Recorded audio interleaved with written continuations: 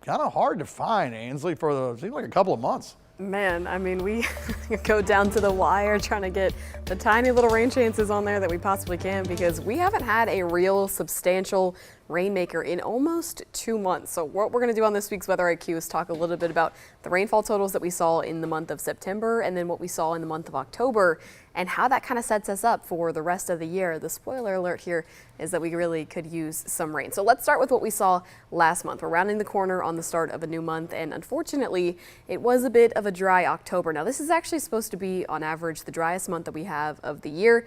We did actually get a little bit of rainfall, but still below what the average should be. We saw a little less than 1.5 inches of rain.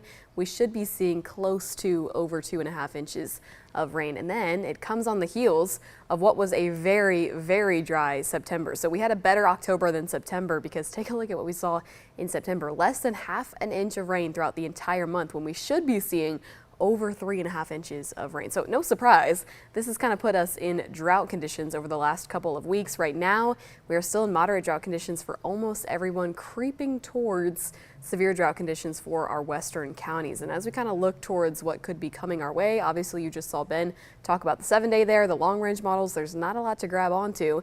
And even looking beyond that on the 8 to 14 day outlook from the Climate Prediction Center, we're still expected to be very, very dry. So not a lot of rain on the horizon. Obviously, this does cause some concern for the drought monitor. This is something we're going to keep our eye on a lot in the upcoming weeks, and we'll keep you updated with what you need to know about that. Stay with us. More news and weather is coming your way right after this break.